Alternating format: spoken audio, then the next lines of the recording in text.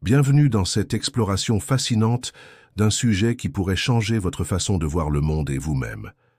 Avez-vous déjà remarqué que les personnes les plus brillantes, les personnes intelligentes, celles qui pensent profondément et remettent en question tout, semblent souvent apprécier des moments de solitude? Ce n'est pas un hasard, et ce n'est pas non plus un signe de faiblesse. Au contraire, la solitude peut être une clé puissante pour libérer le potentiel intellectuel et émotionnel. Dans cette vidéo, nous allons plonger dans une vérité méconnue, pourquoi les esprits les plus vifs trouvent refuge dans le calme. Les découvertes psychologiques modernes ont étudié l'origine de ces comportements, et la vérité va vous surprendre. Commençons par la question légitime que tout le monde se pose. Pourquoi certaines personnes semblent-elles attirées par la solitude, alors que d'autres prospèrent dans un tourbillon d'interactions sociales? La réponse réside dans la manière dont notre esprit fonctionne. Les individus dotés d'une grande curiosité intellectuelle, ceux qui aiment explorer des idées complexes, résoudre des problèmes profonds ou rêver à de nouvelles possibilités, ont souvent besoin de calme pour organiser leurs pensées. Imaginez votre esprit comme une bibliothèque immense. Pour trouver un livre précieux, il faut parfois fermer les portes, éteindre le bruit et se plonger dans le silence. Pourtant, la solitude est souvent mal comprise. Dans notre société, être seul est parfois perçu comme un signe d'étrangeté, de froideur ou même d'échec social. On nous pousse à être constamment connectés, à remplir nos agendas de rencontres et à briller dans les conversations. Mais si cette pression ne convenait pas à tout le monde, et si, pour certains, le véritable épanouissement passait par des moments de retrait? Prenons l'exemple de figures historiques qui ont marqué le monde par leur génie. Léonard de Vinci, par exemple, passait des heures seul à esquisser, réfléchir et explorer des idées qui semblaient folles à son époque. De même, Virginia Woolf, l'écrivaine visionnaire, insistait sur l'importance d'avoir une chambre à soi pour créer et penser librement. Ces esprits exceptionnels ne fuyaient pas la compagnie des autres par mépris, mais parce qu'ils comprenaient une vérité essentielle. Le silence permet de plonger plus profondément dans ses propres pensées, là où naissent les grandes idées. Cela ne signifie pas que la solitude est toujours un choix délibéré. Parfois, elle s'impose comme une réponse à un sentiment de décalage. Les personnes qui réfléchissent intensément perçoivent souvent le monde différemment. Elles remarquent des détails, posent des questions que d'autres ignorent et cherchent des réponses qui vont au-delà des évidences. Ce regard unique peut rendre les conversations quotidiennes, celles qui tournent autour de la météo, des potins ou des banalités, frustrantes, voire épuisantes. Ce n'est pas de l'arrogance, mais une soif de sens, une quête de discussion qui nourrissent l'esprit. Alors la solitude est-elle un refuge volontaire ou une conséquence de cette différence? La vérité, c'est qu'elle peut être les deux. Lorsqu'elle est choisie, elle devient un espace sacré pour explorer, créer et se reconnecter à soi. Mais lorsqu'elle résulte d'un sentiment d'isolement ou d'incompréhension, elle risque de devenir un poids.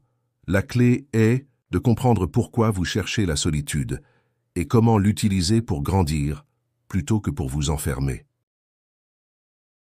Pour mieux comprendre ce lien entre intelligence et solitude, penchons-nous sur une distinction fondamentale, celle entre introverti et extraverti. Ces termes, popularisés par le psychologue Carl Gustav Jung, décrivent deux façons différentes de puiser notre énergie. Les extravertis se rechargent au contact des autres. Ils adorent les foules, les discussions animées et les environnements dynamiques. Les introvertis, en revanche, trouvent leur énergie dans le calme. Ils ont besoin de moments seuls pour réfléchir, analyser et se ressourcer. Ce qui est fascinant, c'est que de nombreuses personnes hautement intelligentes penchent vers l'introversion. Pourquoi? Parce que leur esprit fonctionne comme une machine à explorer. Il analyse, connecte et synthétise les informations à un rythme intense. Ce processus demande du temps et de la concentration, deux choses difficiles à trouver dans un monde bruyant. Pour un introverti, une conversation superficielle peut ressembler à une interruption, un obstacle à la clarté de ses pensées. Mais attention, être introverti ne signifie pas détester les gens. Les introvertis apprécient les relations, à condition qu'elles soient authentiques et significatives. Ils préfèrent une discussion profonde avec une seule personne à une soirée bruyante entourée de dizaines d'inconnus. Le problème, c'est que notre société valorise l'extraversion. Dès l'école, on encourage les enfants à parler fort, à se faire remarquer, à être populaires. Les adultes réservés, eux, sont parfois jugés comme distants ou peu engageants. Ce biais culturel peut faire croire aux introvertis qu'il y a quelque chose de cassé en eux, alors qu'en réalité, leur besoin de solitude est une force. Des études psychologiques confirment ce lien entre intelligence et introversion. Les personnes avec un quotient intellectuel élevé ont souvent une activité cérébrale plus intense. Leur cerveau traite les informations plus rapidement, détecte des schémas complexes et anticipe des scénarios futurs. Ce fonctionnement demande de l'énergie mentale et les stimulations excessives, comme les foules ou les conversations incessantes, peuvent provoquer une surcharge. C'est pourquoi les esprits brillants cherchent souvent des environnements calmes pour préserver leur clarté mentale. Un autre facteur joue un rôle clé, la sensibilité. De nombreuses personnes intelligentes sont aussi hypersensibles. Elles ressentent les émotions, les ambiances et les détails de leur environnement avec une intensité rare. Une remarque anodine, un bruit de fond ou une tension dans une pièce peuvent les affecter profondément. Cette sensibilité est une arme à double tranchant. D'un côté, elle permet de comprendre le monde avec une profondeur unique. De l'autre, elle rend les interactions sociales épuisantes, surtout lorsqu'elles manquent de substance. Alors, comment naviguer dans un monde qui semble conçu pour les extravertis? La première étape est d'accepter votre nature. Si vous êtes introverti, reconnaissez que votre besoin de solitude n'est pas une faiblesse, mais une condition pour libérer votre potentiel. La deuxième étape est de poser des limites. Apprenez à dire non aux événements qui vous vident et réservez votre énergie pour des moments qui comptent vraiment. Enfin, cherchez des espaces où votre esprit peut s'épanouir, des discussions avec des personnes partageant vos passions, des projets créatifs ou des moments de réflexion personnelle. Si la solitude peut être un catalyseur pour la créativité et la réflexion, elle comporte aussi des risques. Lorsqu'elle devient excessive, elle peut se transformer en isolement, un état où l'on perd contact avec le monde et avec soi-même. Comment faire la différence entre une solitude saine et un repli nuisible? Tout dépend de votre état d'esprit et de l'impact sur votre vie. Une solitude saine est un choix conscient. C'est le moment où vous décidez de vous retirer pour écrire, méditer ou explorer une idée. Vous vous sentez en paix, inspiré et connecté à vos pensées. Une solitude malsaine, en revanche, surgit lorsque vous vous isolez par peur, frustration ou sentiment de rejet. Au lieu de nourrir votre esprit, elle engendre de la tristesse, de l'apathie ou un sentiment de vide. Un autre danger est la déconnexion progressive. Lorsque vous passez trop de temps seul, vous risquez de perdre l'habitude des interactions sociales. Les conversations deviennent plus difficiles, les relations s'effritent, et vous pouvez commencer à croire que le monde extérieur n'a rien à vous offrir.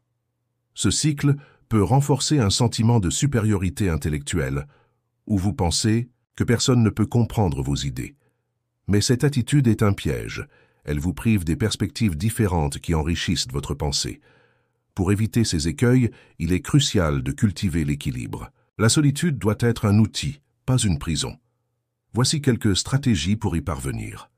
Fixez des moments de connexion intentionnels. Même si vous préférez le calme, planifiez des interactions significatives avec des amis, des collègues ou des communautés partageant vos intérêts. Ces échanges, même brefs, vous rappellent que vous faites partie d'un tout. Pratiquez l'écoute active. Lorsque vous discutez avec quelqu'un, concentrez-vous sur ce qu'il dit sans attendre une stimulation intellectuelle immédiate. Parfois, les conversations les plus simples révèlent des vérités inattendues. Explorez des environnements stimulants.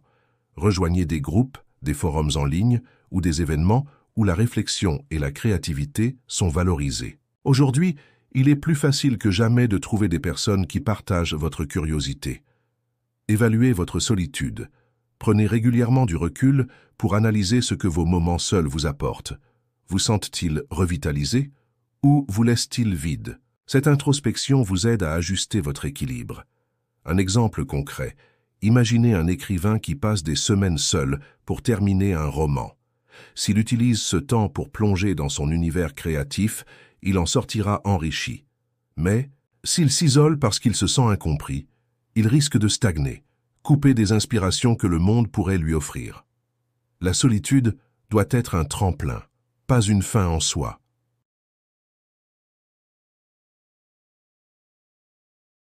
Et si la solitude n'était pas un obstacle, mais une porte vers la liberté? Lorsqu'elle est bien utilisée, elle devient un espace où vous pouvez être pleinement vous-même, sans masque ni compromis. Dans le silence, vous explorez vos pensées, vos rêves et vos valeurs sans la pression des attentes extérieures. C'est un luxe rare dans un monde qui nous bombarde de distractions.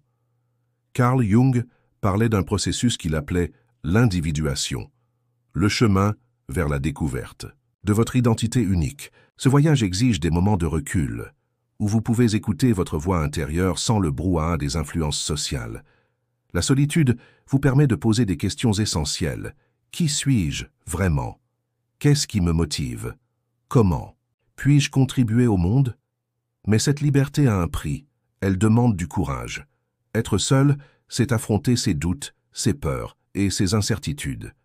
C'est aussi accepter que vous n'avez pas besoin de l'approbation des autres pour vous sentir complet. Beaucoup passent leur vie à chercher la validation extérieure, adaptant leur comportement pour plaire ou impressionner. La solitude, en revanche, vous apprend que l'acceptation véritable vient de l'intérieur. Pour transformer la solitude en force, il faut aussi la rendre active. Ne vous contentez pas de vous retirer. Utilisez ce temps pour créer, apprendre ou explorer. Écrivez un journal, peignez, étudiez un sujet qui vous passionne ou méditez sur vos objectifs. Ces activités donnent un sens à vos moments seuls et les transforment en opportunités de croissance. Un exemple inspirant est celui d'Isaac Newton. Pendant la peste de 1665, il s'est isolé à la campagne, loin des distractions de Londres. Dans ce calme, il a développé ses théories sur la gravité et la lumière, posant les bases de la physique moderne. Sa solitude n'était pas une fuite, mais un espace de concentration intense. Vous n'avez pas besoin d'être Newton pour suivre cet exemple. Chaque moment seul est une chance de faire avancer vos propres projets, qu'ils soient artistiques, intellectuels ou personnels. Alors que retenir de tout cela? La solitude n'est ni une malédiction ni une obligation. Elle est une ressource, un outil que les esprits les plus brillants ont utilisé pour approfondir leurs idées et se connecter à leur essence. Mais, comme tout outil, elle doit être maniée avec soin. Trop de solitude peut vous couper du monde, pas assez et vous risquez de perdre votre clarté mentale. Le véritable secret est l'équilibre. Apprenez à reconnaître quand vous avez besoin de silence pour réfléchir et quand vous devez vous ouvrir aux autres pour grandir. Cherchez des connexions qui vous inspirent, des conversations qui vous poussent à voir le monde différemment. Et surtout, ne laissez pas la société vous convaincre que votre besoin de calme est une faiblesse. C'est une force, une preuve de votre capacité à penser par vous-même. Si vous prenez une chose de cette vidéo, que ce soit ceci, la solitude est votre allié à condition de l'utiliser avec intention. Prenez le temps d'observer vos moments seuls. Comment vous font-ils sentir? Que vous apprennent-ils? Et comment pouvez-vous les combiner avec des interactions significatives pour enrichir votre vie? Je vous invite à mettre ces idées en pratique dès aujourd'hui. La prochaine fois que vous ressentez le besoin de vous retirer, faites-le sans culpabilité. Mais n'oubliez pas de revenir vers le monde, car c'est dans cet aller-retour entre introspection et connexion que vous trouverez votre équilibre. Si cette vidéo vous a inspiré, laissez un commentaire avec la phrase « Le silence est ma force ». Cela me montrera que vous êtes allé jusqu'au bout et j'adorerais lire vos réflexions. N'oubliez pas de vous abonner, d'activer la cloche et de partager ce contenu avec quelqu'un qui pourrait en avoir besoin. Merci d'avoir passé ce moment avec moi et à très bientôt dans une nouvelle vidéo.